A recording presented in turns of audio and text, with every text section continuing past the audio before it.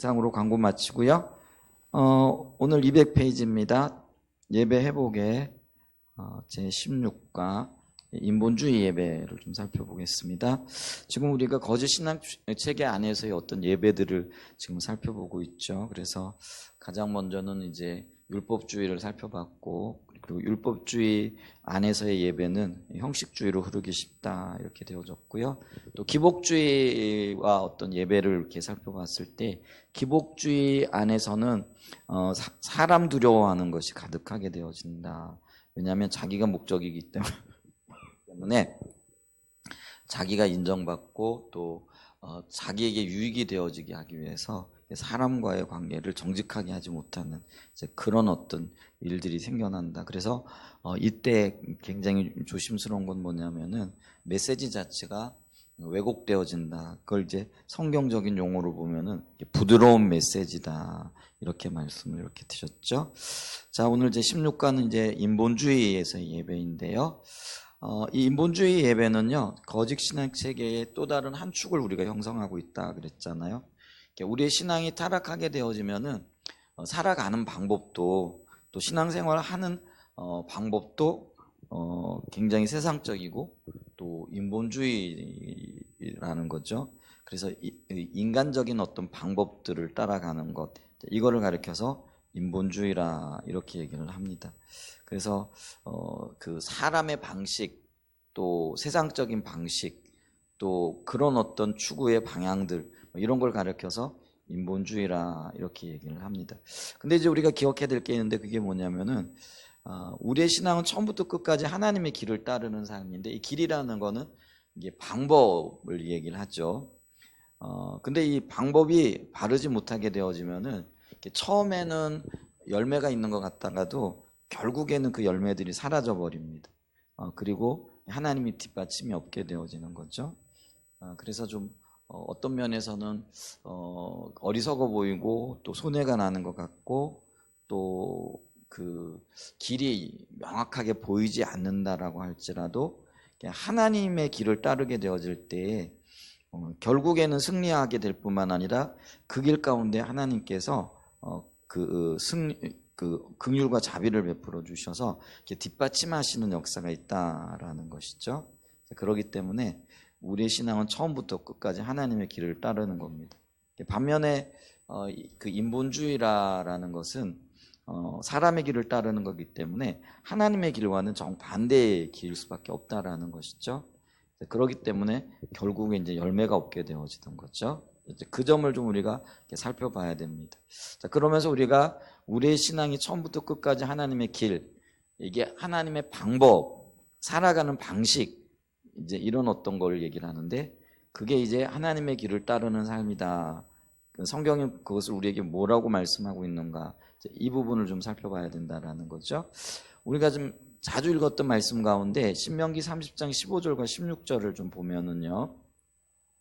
신명기 30장 15절과 16절을 보면 보라 내가 오늘 생명과 복과 사망과 화를 내 앞에 두었나니 곧 내가 오늘 내게 명령하여 내 하나님 여호와를 사랑하고 그 모든 길로 행하며 그의 명령과 규례와 법도를 지키라 하는 것이라. 그리하면 내가 생존하여 번성할 것이요 또 내 하나님이 여호와께서 내가 가서 차지할 땅에서 내게 복을 주실 것이라. 복을 주시는데 복은 바로 생명이라 이렇게 얘기를 했잖아요. 근데 어떤 사람에게 누구에게 복을 주시는가 했을 때에 여기 보면은 이제 그 하나님의 복을 받는 길을 이렇게 제시해주고 있는 것을 보잖아요. 우선 이 말씀을 좀 살펴보면은 하나님께서 우리 앞에 생명과 복 혹은 사망과 화를 두셨다 이렇게 얘기를 하죠. 그러면서 하나님께서 우리에게 생명을 택하라. 이게 이제 하나님이 우리에게 원하시는 바라는 거죠. 근데 그 생명을 택하는 방법에 대해서 세 가지를 제시를 해주고 있잖아요. 근데 그 첫 번째가 뭐냐면은 하나님을 사랑하는 거예요. 이거는 신앙의 본질적인 영역이고요. 하나님과의 관계적인 측면이죠. 그리고 난 다음에 뭐라고 얘기를 하느냐면은요. 모든 길로 행하라 이렇게 얘기를 합니다. 여기서 이 길이 뭘 의미하느냐 하면은요. 그 살아가는 방식 또 하나님께서 제시하신 그 방향 이런 것들을 얘기한다라는 거죠. 그러면서 그것의 그 구체적인 게 뭐냐면은 명령과 규례와 법도 그 하나님의 말씀을 그대로 지키는 것, 이걸 가리켜서 길을 따르는 거다. 그래서 이걸 이제 생명을 택하는 세 가지 방법으로 제시해주고 있다라는 것이죠.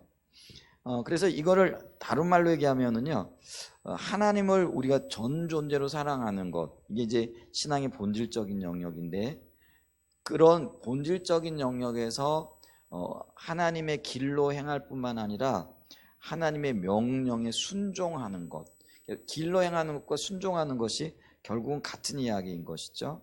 그래서 근데 이 명령과 규례를 순종한다라는 것은 하나님과의 친밀한 관계 가운데 주님의 음성을 듣는 거죠. 이 음성이라는 거는 하나님의 의중과 의도, 또 목적하신 그대로의 하나님의 계획, 이런 거를 발견하게 된다라는 거죠. 근데 그게 이제 교제 가운데서 발견되어진다라는 거죠. 그러면 들려진 대로 살아가는 것, 이걸 가리켜서 우리가 순종이라고 얘기하고, 이걸 이제 주님의 길로 가는 삶이라 이렇게 얘기를 합니다. 그러면서 우리가 늘 기억하는 게 뭐냐면은, 이 하나님은 우리의 그 말을 듣는 게 아니라 행동의 소리를 듣는다 그랬잖아요. 그러면 행동의 소리를 듣는다라고 했을 때 이 행동은 뭘 얘기하느냐 하면은요, 우리가 그 길로 행하고 있느냐 안 하고 있느냐, 그렇게 순종의 여부를 우리가 말하는 거죠. 그랬을 때 우리가 이런 길을 걸어가게 되어질 때에 하나님께서 우리에게 생명을 주신다라는 거죠.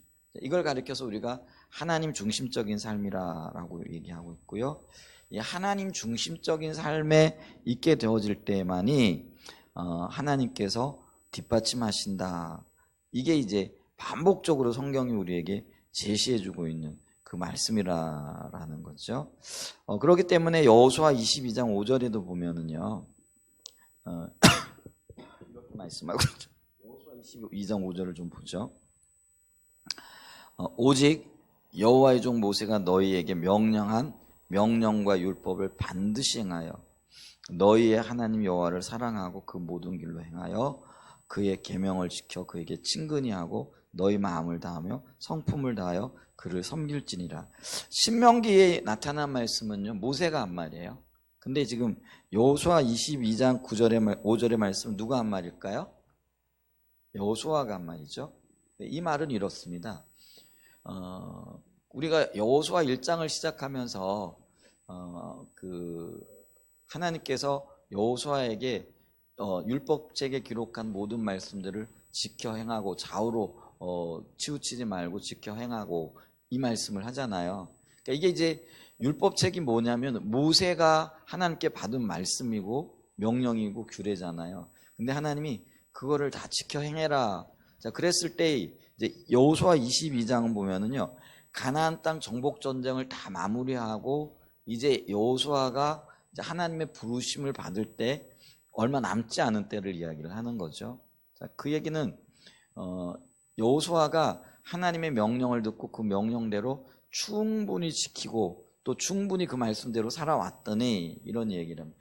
다른 말로 얘기하면은 내가 살아보고 내가 검증해봤더니 이런 얘기예요.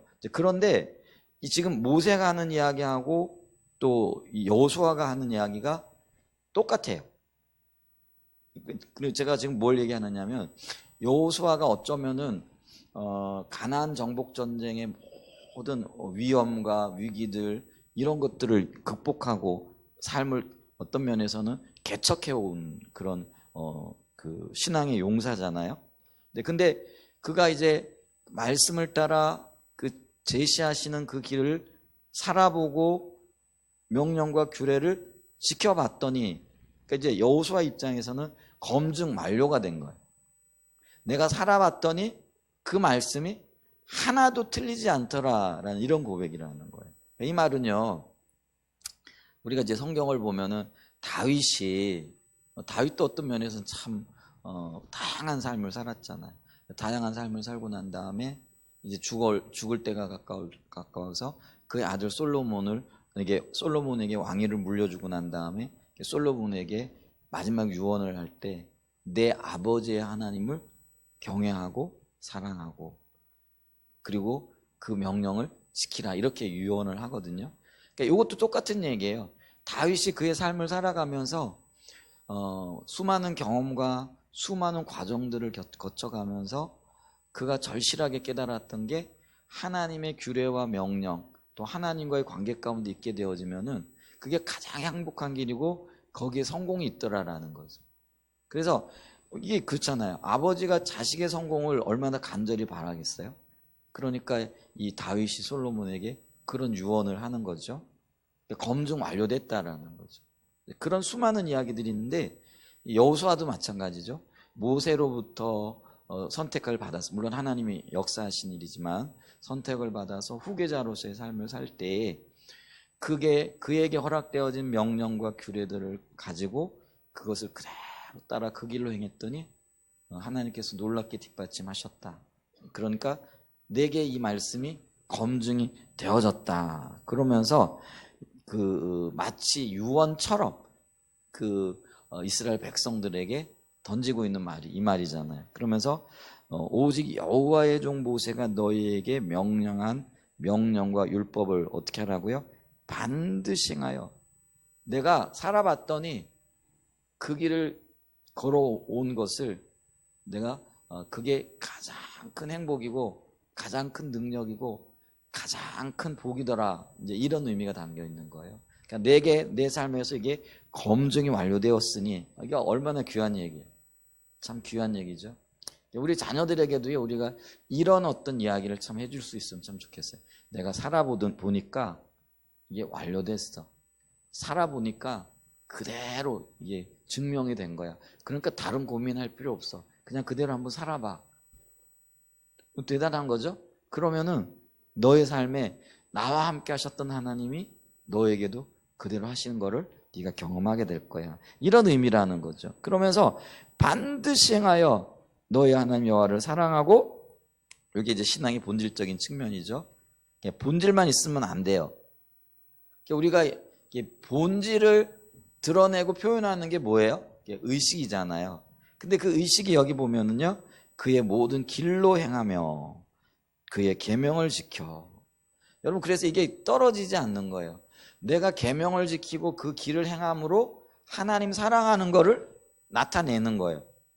내가 명령을 지키고 그 명령에 내 생명을 걸므로 하나님 앞에 내 모든 것들을 드렸다라는 거를 드러내는 거라는 거죠. 그래서 아까 제가 말씀드렸잖아요.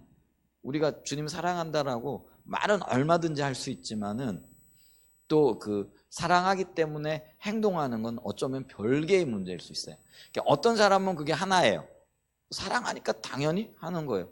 근데 어떤 사람은 사랑한다고 말을 하는데 안 하는 거예요. 그게 별개라는 거죠. 그래서 이 의식과 본질이 하나가 되어져야 되는 거예요. 그게 신앙인 거예요. 근데 의식과 본질이 분리되어지면은 이게 거짓된 신앙이 되어질 수 있다라는 거죠. 자, 그러면서 하나님을 사랑하고 그의 모든 길로 행하며 그의 계명을 지키는 것이 하나님과 친밀한 교제하는 거예요. 그에게 친근히 하고, 친근히 친밀한 어떤 그 대접을 해드리는 거잖아요. 그런 걸 얘기잖아요. 그렇기 때문에 너희가 하나님을 친근히 한다라는 건 마음을 다하고 성품을 다하여 그를 섬긴다. 섬기는 게 순종의 의미죠. 물론 섬긴다라는 것이 그런 어떤 의미가 있다라는 것이죠. 그렇기 때문에 우리가요, 하나님의 길로 행하는 것, 그게 신앙의 본질의 가운데 선 것이고, 본질에 선 사람들만이 또 그 길을 따라 갈 수 있다라는 것이죠. 그럴 때에 이게 그 하나님의 생명이 강같이 흐르게 되어진다라는 것이죠. 그런데 이게 당연함에도 불구하고 이 당연한 신앙의 모습들이 나타나지 않는다라는 것. 그런 수많은 예들이 성경에 나타나는데, 대표적인 경우가 우리가 이 창세기에도 그런 모습이 이미 나타나고요. 성경 어디를 봐도 그런 모습이 나타나는데, 그게 가장 뚜렷하게 명확하게 이렇게 보여질 수 있는 부분들이 이사야 시대라든지 예레미야 시대라든지 말라기 시대라든지 예수님 시대의 바리새인의 삶이라든지, 혹은 오늘날 우리의 모습을 보면은 이제 그런 모습들 그대로 나타난다라는 거죠. 그래, 예레미야 7장 21절과 27절을 좀 한번 보죠. 자, 보세요. 예레미야 7장 21절로 27절 말씀입니다. 같이 좀 한번 읽어볼까요? 만군의 여호와 이스라엘의 하나님께서 이와 같이 말씀하시되 너희 희생제물과 번제물 고기 여기 보니까요 희생제물과 번제물 얘기가 나오는 거 보니까 이게 구약 시대는 예배가 그 동물을 잡아 드리는 거잖아요. 그러니까 그걸 제사라 얘기를 했고 요 자체가 예배인 거예요, 그죠? 그러니까 요걸 지금 희생제물 잡아 드리는 거 보고 번제물을 잡아 번제는 태워 드리는 거니까 이게 의식에 해당되어지는 거죠. 근데 하나님이 이 의식 행위를 지금 말씀하시면서 고기를 아울러 먹어라. 성경학자들은 이 부분을 뭐라고 얘기를 하느냐면은 너희들이 드린 그 희생제물, 번제물 너희들이 알아서 먹어. 그 얘기는 뭐냐면 나하고는 상관없어. 이게 좀 심하게 얘기하면 이제 이런 얘기도 하시더라고요. 그 고기 너희들이나 처먹어. 이런 표현이래요. 이게 지금 굉장히 강력한 얘기예요. 그러면 이제 우리가 성경적인 그 제사, 예배도 마찬가지. 예배의 대상은 누구예요? 하나님이잖아요. 그러니까 적어도 우리가 예배할 때 하나님 앞에 예배하잖아요. 우리 그 요번에 캠프의 주제도 예배였는데 제가 이게 어린아이들을 이렇게 보는데 아이들이 예배 참 잘 드리더라고요. 요번에 보니까 태중에 있는 그 엄마로부터 시작해가지고 그 엄마는 나중에 알았는데 처음에 이제 혹시 아이가 뱃속에 있는 어머니 좀 일어나 보세요 했더니 아무도 안 일어나요. 그래서 가끔 이제 그런 분들이 있었거든요. 근데 요번에는 이제 그런 분이 없는가 했더니 오늘 이제 예배 끝나고 집에 올라 그러는데 축도 다 하고 어떤 부부 둘의 아빠하고 애들 올망졸망해가지고 5을 데리고 와가지고 기도를 해달라고 그러더라고요. 근데 그 애들이 어디서 왔냐면 영주에서 왔어요. 근데 영주에 새물교 선교회와 연결되어지는 교회가 없거든요. 근데 어떻게 왔냐 이렇게 물어봤더니 그 인터넷으로 꾸준히 이렇게 말씀을 듣고 있었대요. 근데 와가지고 그 젊은 부부들이야. 내가 보니까 형제는 내 뭐 20대 초반인지 20대 중반이 너무 젊어 보이. 요즘 나이가 많이 젊어 보이니까 잘 모르는데 애가 둘이고 그리고 이제 부부가 같이 왔는데 요번에 제 아내나 저나 좀 힘들었어요. 저희들 마음이 지금 굉장히 겸손하지 못하고 또 어떤 면에서는 지쳐 있기도 하고 어떤 일들을 하려니까 너무 습관적이고 뭐 이런 것들이 있어서 은혜를 구하면서 이렇게 했는데 근데 성령 사역 시간이나 뭐 이런 때는 굉장히 하나님 강하게 임재하시더라고요. 예배 회복에 대한 어떤 것이 있었기 때문에 그런가 봐요.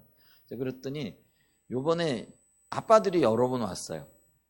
젊은 사람도 있고 뭐 목회자들도 있고 또 이 청년처럼 이게 문화 사역을 이렇게 한다라고 얘기를 하긴 하던데 뭐 사역자인지 아닌지는 근데 아직 사역자는 아니고 그런 것 같아요. 근데 참 놀라운 게요. 요번에 형제들이 하나님이 굉장히 많이 이렇게 만져주셔서 엉엉 우는 그것도 있잖아요. 남자들이 여러분이 그렇게 시간마다 울더라고요. 이제 그러면서 이제 우리가 그 얘기를 했어요. 야, 저분들 미남됐다, 미남됐어. 올 때는요, 그렇게 표현이 좀 그래. 좀 시커매가지고요. 이게 뭐가 좀 찌들어 있는 듯한. 우리 그렇잖아요. 근데 울고 나더니요, 가는데 진짜요. 굉장히 밝아진 거 있잖아요. 딴 사람을 본 것 같은 그런 느낌이 이렇게 들더라고요. 그러니까 이 부부가요, 이 형제도 굉장히 많이 이렇게 애통하면서 좀 찾고, 기도 사역하고 할 때 막 아이들 유치부 아이들이 있는데 부모들이 막 엉엉 우는 거예요. 엄마도 알고. 그러더니 이제 마지막 시간에 와가지고 목사님 너무 은혜 많이 받았다고. 근데 이 형제들은 우리 새물교회 선교회 집회에 처음 참여를 하니까 이제 우리는 이제 애들 데리고 와가지고 목사님들한테 기도해달라 이런 소리 잘 안 하잖아요. 그잖아요. 근데 이제 이 형제들은 가려고 하니까 와가지고 기도 좀 해주세요. 그리고 애를 부부들이 와가지고 5을 데리고 왔더라고요. 그래가지고 제가 어떻게 왔나 이를 물어보고 대화를 하면서 일일이 다 기도를 해주고 그랬더니 뱃속에 있는 애기도 기도해달래요. 그래서 아니 뱃속에 있는 애기니 이게 아직 그 태는 안 나더라고요.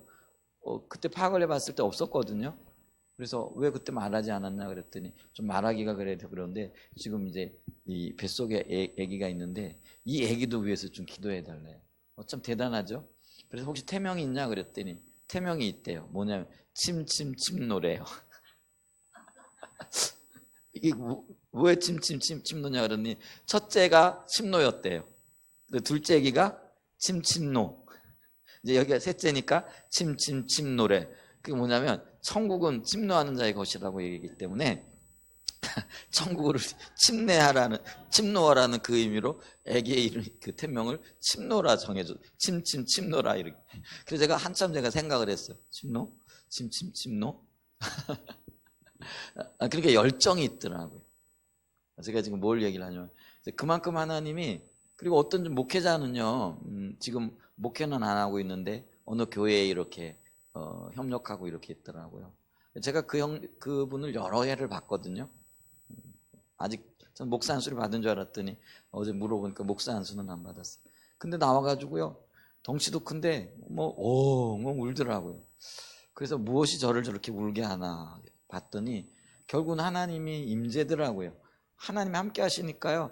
자기 애들도 와 있고요. 아마 그 사모님도 옆에 있었고 그랬을 텐데 애들 이거 뭐고 뭐 다 떼어놓고요. 막 뭐 그렇게 열심히 울더니 또 그렇게 얼굴이 밝아 보이더라고요. 확실히 우리가 주님 은혜를 입어야 돼.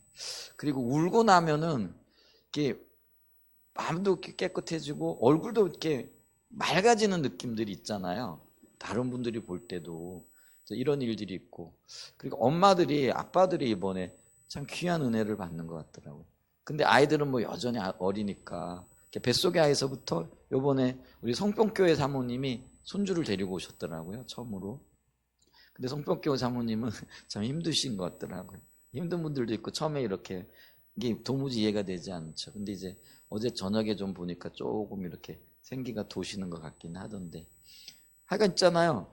이제 그런 어떤 분위기 속에서 주님이 놀랍게 임재하시고 그래서 그 예배가 하나님 앞에 이렇게 드려지고 이게 기쁨이 있다라는 거는 받아들여졌다라는 거고 받아들여졌기 때문에 주님의 임재가 있는 거잖아요. 그곳에 생명이 있고 그리고 우리가 기본적으로 예배를 드릴 때는 우리의 예배가 받아들여질 거라는 기대감을 가지고 드리는 거잖아요. 그러면은 구약 시대의 그 유대인들이 하나님 앞에 번제를 드릴 때 이게 예배라 그랬잖아요. 이 예배가 당연히 받아들여질 것을 기대하면서 나왔을 거라는 거죠.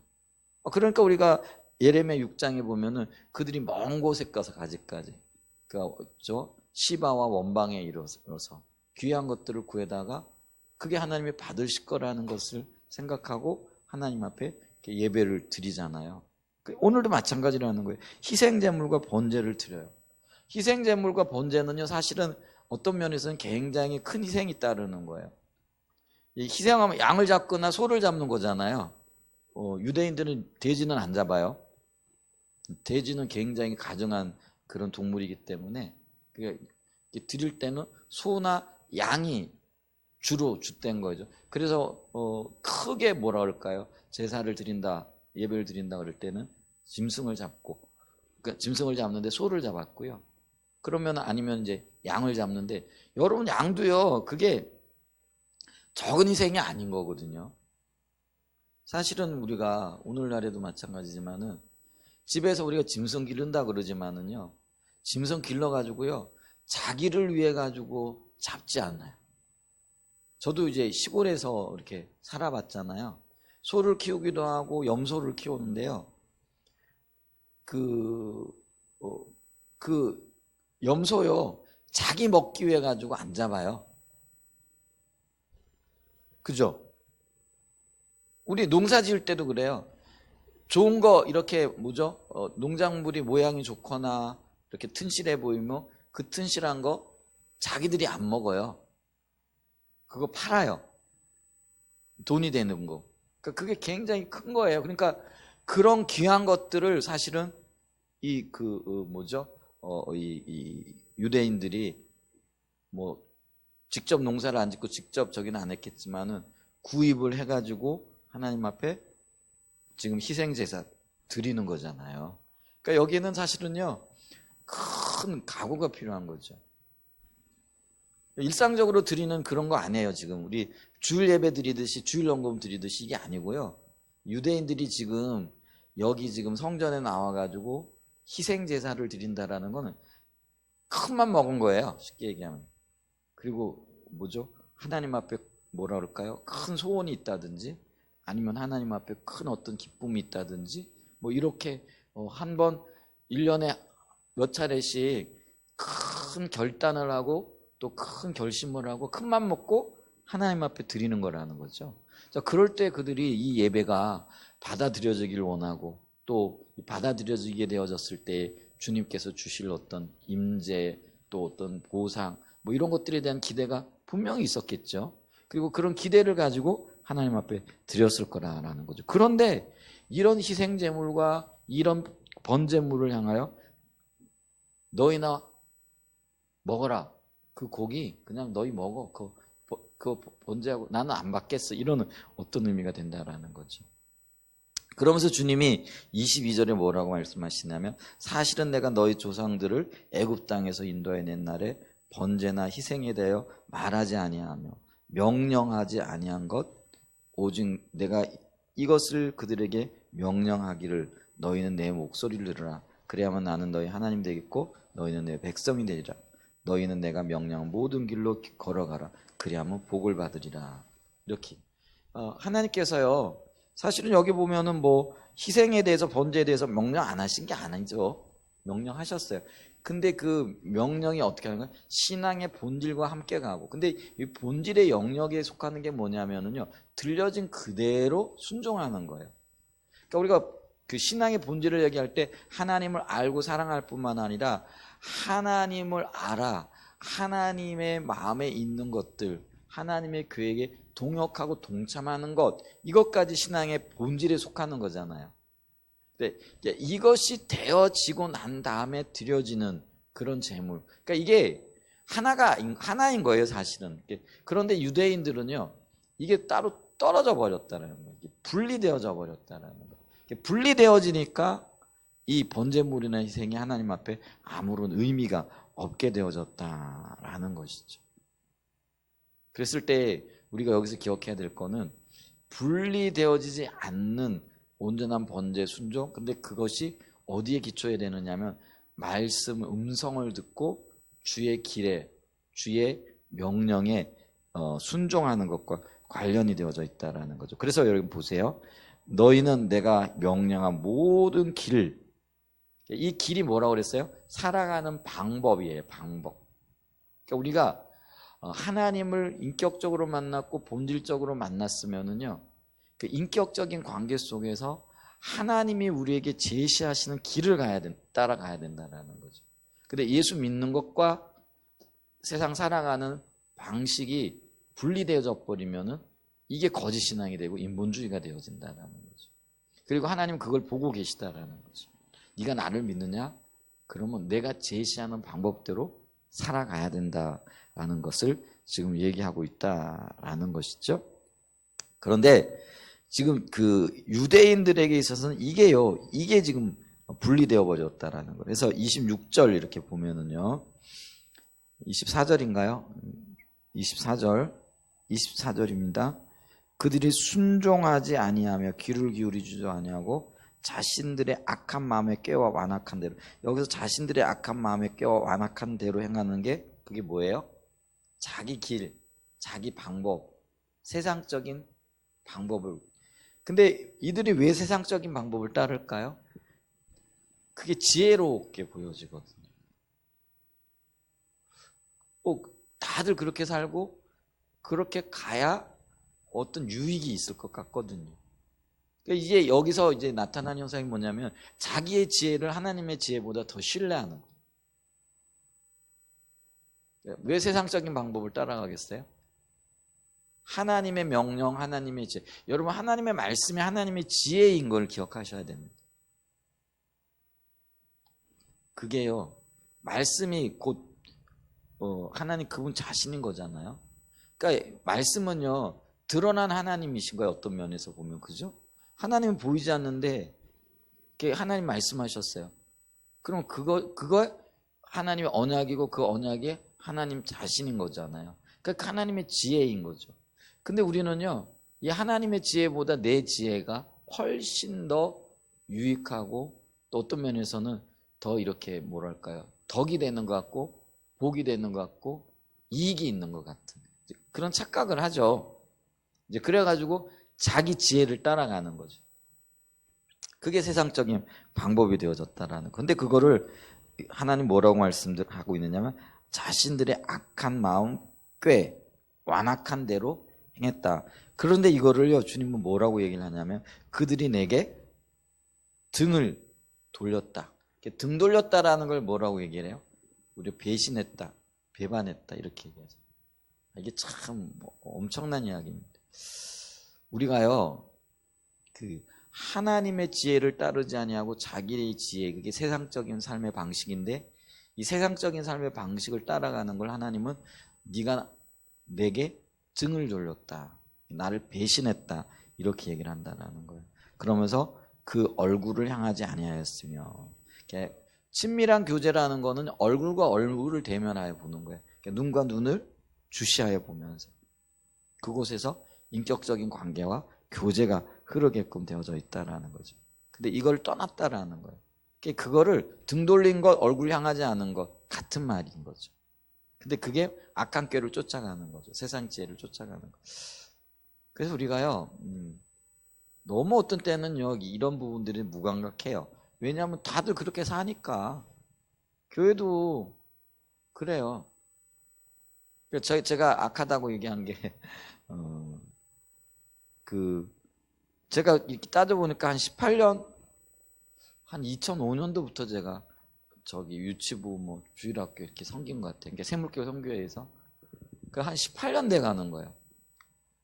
그러니까 18년이면은요, 그때 유치부 아이들 5, 6세였던 아이들이 지금 초등학교 졸업하고 중학교 졸업하고 고등학교 졸업하고 대학도 졸업하고 어떤 아이는요 직장까지 가졌겠더라고요.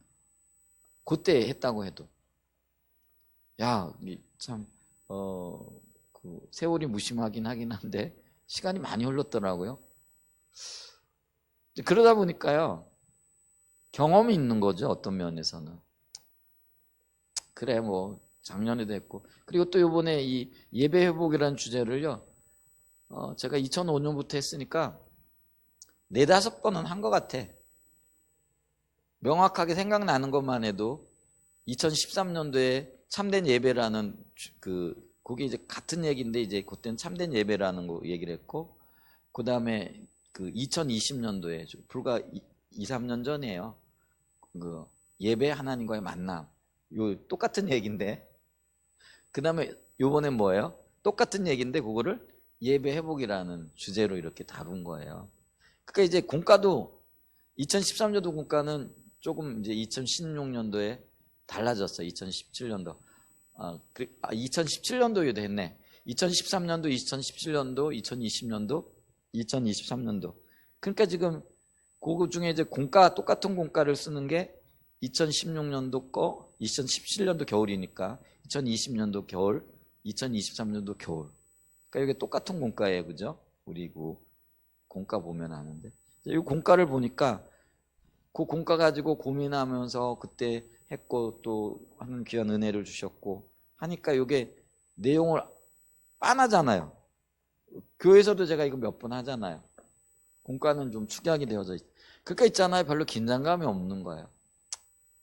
그러니까 그러면서 또 한편으로 이걸 또 해야 되나 이제 이런 마음도 들기도 하고, 이걸 또 할 때 어떻게 뭐 이거를 뭐 좀 젊은 분이 했으면 좋겠다는 생각도 들고, 이런 여러 가지 생각을 이렇게 하면서, 그게 위에 얘기해봐도 이제 좀 강사도 좀 바꿔주시고 담당자도 좀 바꿔주시고, 요번에도 가서 제가 좀 또 이렇게 앉아가지고 얘기를 이제 총무하고 앉아가지고, 김태주 목사님 총무잖아요. 국내 총무니까 이제 좀 바꿔야 됩니다.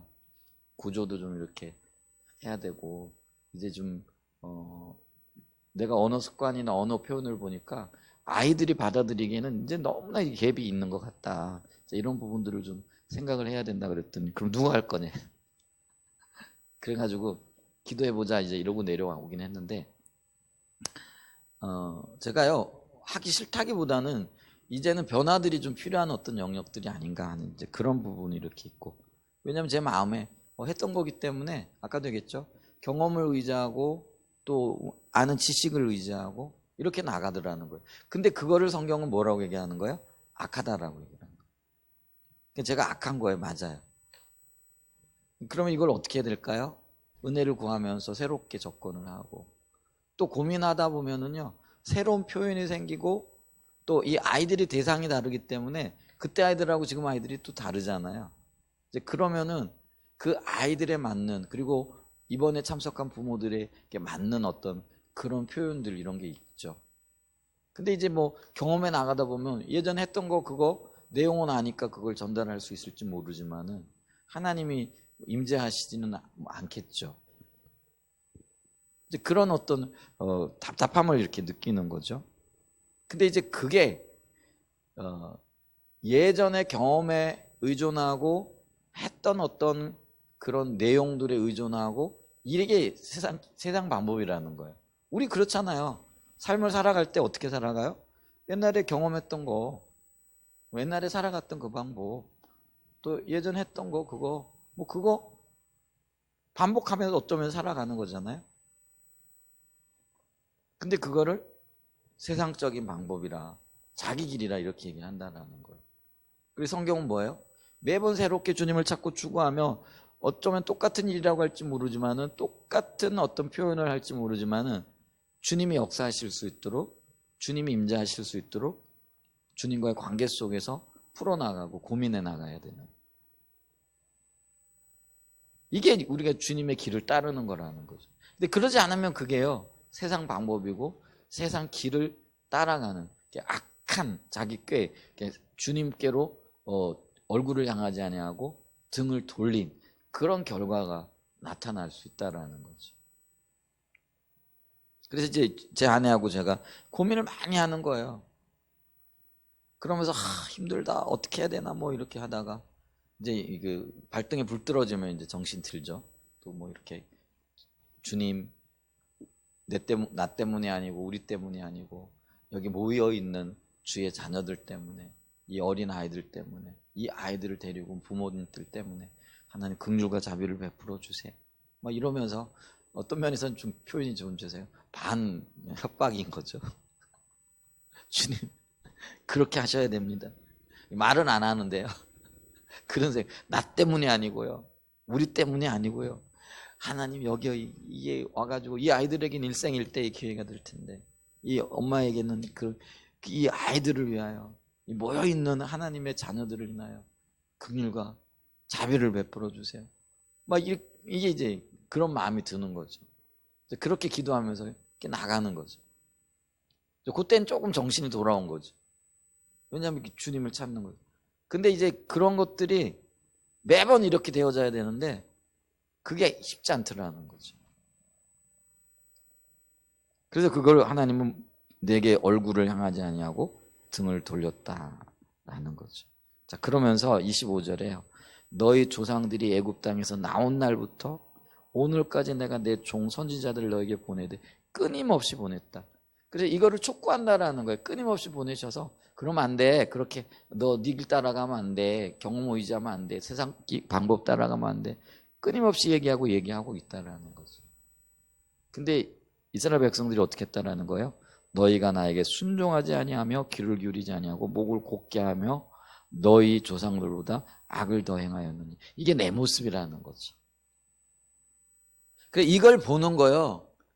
이거를 정말 애통한 마음으로 절실한 마음으로 보는 게 그게 관건이라는 거예요. 영적인 분별력이 부어진다라는 거 여러분 있잖아요. 이게 순식간이에요. 그러니까 어느 순간에 보다가 어느 순간에 못 보게 되어지는. 대부분 못 보는 경우들이 훨씬 더 많은 시간들을 우리가 보내고 있거든요. 그래서 영적인 분별력에 관한 한 우린 자신하지 말아야 돼요. 그래요. 우리 모습이 그렇다라는 거죠. 그래서 우리가 늘 깨어 있어야 됩니다. 그리고 자극을 받아야 돼요. 그리고 주님을 찾아야 되고. 우리 가끔 있잖아요. 왜 우리 좀 코로나 오기 전에는 집회가 조금 뭐 어떤 면에서는 자주 있었죠. 우리 예전에 보면은 뭐 컨퍼런스 있고 여름 아이들 캠프 있고 또 가을 캠프 있고 또 그 중간중간에 또 뭐예요? 예전엔 지역 집회가 있었어요. 그러니까 1월 달에 영호남 집회 있었고 옛날에는 대구 또 대전 뭐 부산 뭐 이런 데 집회가 있으면요. 참 부지런히 이렇게 쫓아다녔거든요. 쫓아다니면은요. 이렇게 집회 임재 가운데 있으면 이제 눈이 떼어져요. 집에 들어오면 또 눈이 이제 조금씩 감겨가죠. 그럼 이렇게 감겨질 때쯤 되면 또 이렇게 가가지고 임재 가운데 눈을 뜰 수 있는 어떤 기회들이 있고 이렇게 참 좋았어요. 근데 이제 코로나 오면서 그런 것들이 제한되고 또 이렇게 뭐죠? 이 영상으로 이렇게 하다 보니까요. 영상도 굉장히 좋긴 하지만은 임재 가운데서 충분히 잠기고 이런 시간들이 없어요. 사실은 우리 뭐 그 집회에 가면 좋은 경우가 뭐냐면은요. 제약을 안 받거든요. 예를 들면 그래요. 우리가 영상으로 예배드리면 기도 사역하잖아요. 그러면은 뭐 그 임재 현상을 좀 세밀하게 누리지 못할 뿐만 아니라 대부분 여러분들도 한번 생각해 보세요. 영상으로 여기서 예배를 드리다 보면 또 집에 할 일이 생각나잖아요. 그러니까 기도할 때쯤 되면 어떻게 빨리 그냥 자리를 떠야 되는 거예요. 그럼 집중이 안 되죠. 그러니까 임재에 푹 잠기지 못해요. 그러면서 이게 영적인 어떤 비침과 분별력들이 이렇게 부어질 수 있는 어떤 기회들이 이렇게 차단되어지는 경우들이 이렇게 있잖아요. 그래서 우리가요, 이게 좀, 이제는 그런 것들도 좀 필요한 것 같아요. 시간을 내서 2박 3일이면 2박 3일, 3박 4일이면 3박 4일, 주기적으로, 정기적으로, 이렇게 주님과 푹 잠기는 게 필요한 것 같아요.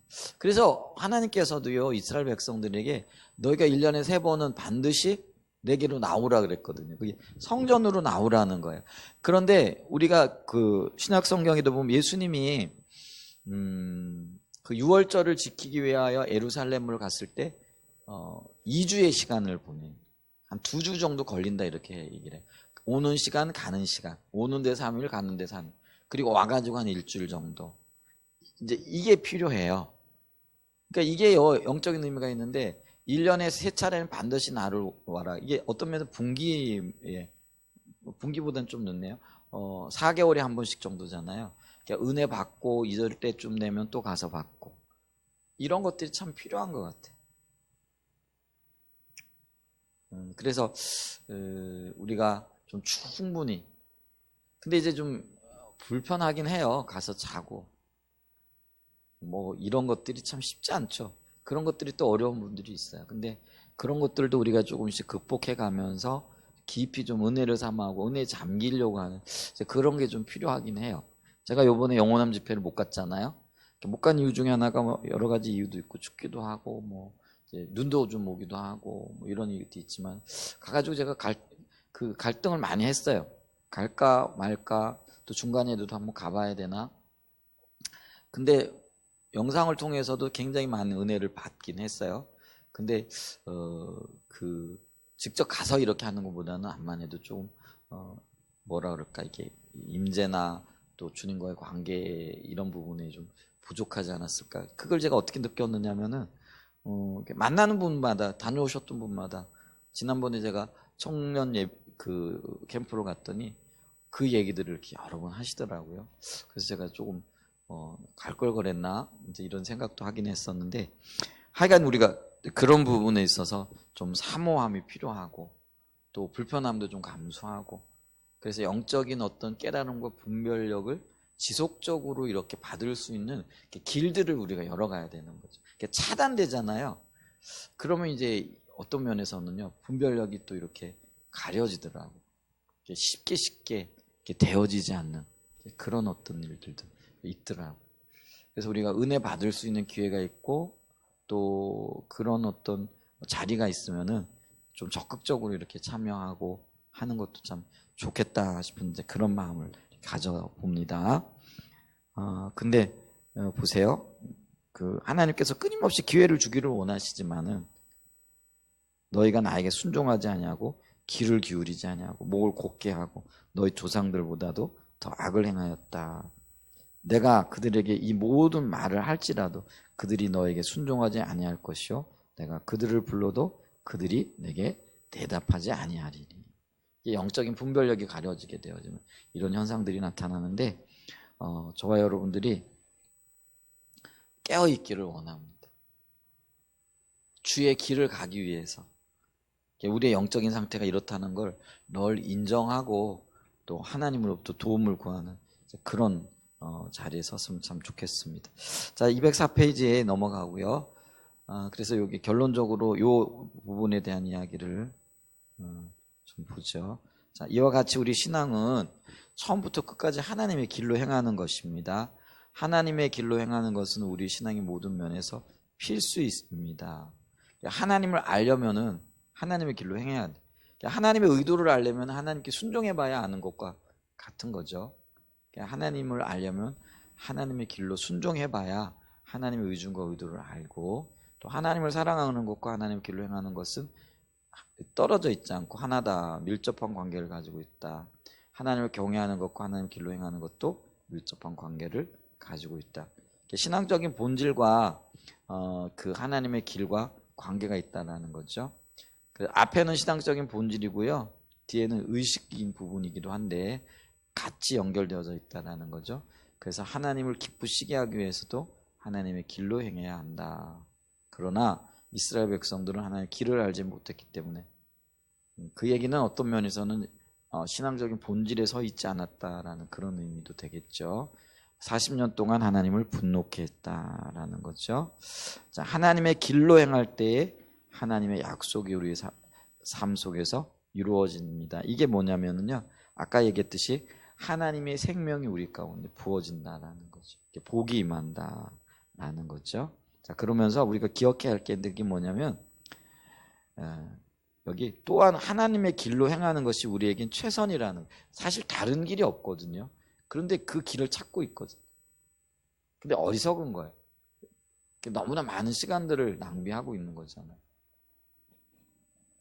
우리가 먼저 길을 간 사람들, 그리고 그 길을 가르쳐 주는 분들을 선생님이라 이렇게 얘기하잖아요. 왜 선생님이 필요해요? 그들이 먼저 살아봤기 때문에 어떤 면에서 그들을 따라가게 되어지면은 과오를 되풀이하지 않는다라는, 실패를 되풀이하지 않는다라는 거잖아요. 근데 그게 얼마나 중요해요? 그래서 선생님의 역할이 그만큼 중요한 거잖아요. 그래서 우리가요, 이게 말씀을 통하여 이렇게 살아가게 되어질 때 하나님께서는요, 이게 이미 검증된 길을 우리에게 제시해주고 계시거든요. 그 길을 따라가는 것이요, 실패를 줄이는 길이에요. 과오를 줄일 수 있는 길이라는 거예요. 그러니까 우리에게 유익이라는 거예요. 그래서 우리가 하나님의 길로 따라가는 거, 행하는 거, 그게 최선이라는 거예요. 그래서 하나님의 길은 의롭고 하나님의 길은 항상 옳습니다. 하나님의 길은 거룩합니다. 하나님의 길은 사랑스럽고 신실하다라는 거죠. 그리고 하나님의 길은 영원하다라는 거죠. 각각의 지금 말씀들이 있는데요. 오늘 읽지는 않겠습니다. 시간 되시면은 가셔서 이게 무슨 말인가, 정말 그런가 말씀을 통해서 좀 확인해 보시기를 바랍니다. 그래서 우리가요, 하나님의 길로 행하는 것이 우리에게 가장 큰 유익이고 최선이다. 그래서 우리가 하나님의 길로 갈 수 있는 그런, 그래서 인본주의를 버리고 우리 하나님의 길을 따르는, 그러므로 하나님의 생명을 누리는 은혜가 있으시기를 예수님의 이름으로 간절히 축복하고 축원드립니다. 다음 토픽으로 넘어가면 너무 길어질 것 같아서 오늘 여기서 좀 마무리하도록 하겠습니다.